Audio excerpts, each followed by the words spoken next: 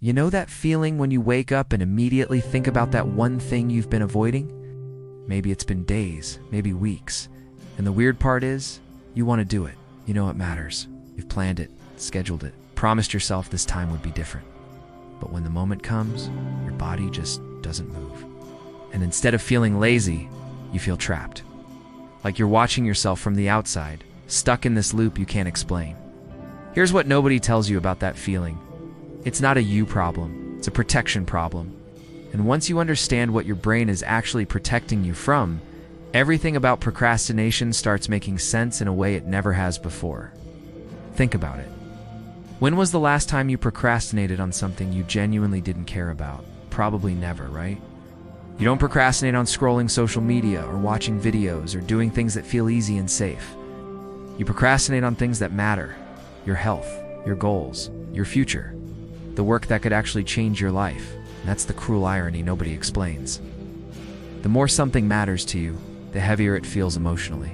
The heavier it feels, the more your brain wants to protect you from it. So what exactly are you avoiding? It's not the work. It's the emotional experience attached to the work. The fear that you'll start and realize you're not as good as you hoped. The anxiety of not doing it perfectly.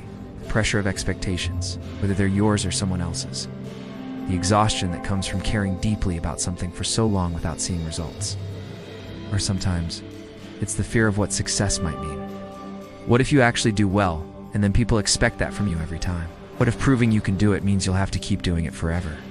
Your brain sees all of this and quietly steps in with a solution. Distraction, delay, anything that lowers the emotional tension right now. Here's the dangerous part. It works. Procrastination does make you feel better in the moment. That's why it's so hard to break. You're not fighting laziness. You're fighting a deeply wired emotional protection system that thinks it's saving you from pain. And the more you shame yourself for it, the more your brain doubles down on protecting you from that shame too. Let me tell you about something I discovered during my own worst procrastination phase. I wasn't avoiding the work because I didn't care. I was avoiding it because I cared too much. Every task felt like a test of who I was as a person. If I failed, it would mean something about me. If I succeeded, but it wasn't perfect, it would still mean something about me. So my mind chose the safest option, not knowing. Because as long as I hadn't started, my potential remained intact, untested, protected. This is what psychologists call fear of identity damage. And it's one of the most powerful hidden drivers of chronic procrastination. When your self-worth is tied to your output, starting anything becomes emotionally dangerous. You're not just risking a bad result, you're risking finding out something uncomfortable about yourself. And your brain would rather keep you in the safe zone of "I could do it if I tried" than risk the vulnerable zone of "I tried and it didn't work out." The other thing nobody talks about? Sometimes procrastination isn't fear at all. Sometimes it's burnout disguised as laziness.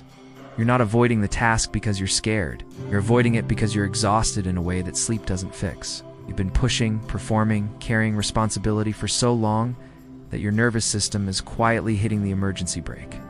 And no amount of productivity hacks will help until you understand what your energy is actually protecting. So how do you actually change this? Not with more willpower? Not with harsher self-talk? You change it by making the task feel emotionally safer. And that starts with one simple question that completely changed how I approach procrastination. Instead of asking "why am I so lazy?", which just attacks your identity and creates more shame, ask this: what feeling am I avoiding right now? Is it fear? Overwhelm? Perfectionism? The pressure of expectations? Just naming the emotion out loud lowers its intensity. You're no longer fighting some vague shadow. You're dealing with something real and specific.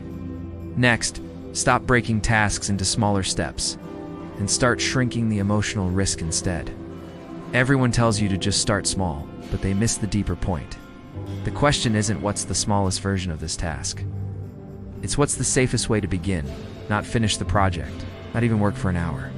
Sometimes the safest start is just opening the document, reading one paragraph, writing one terrible sentence that you know you'll delete later. But your brain doesn't need you to be motivated.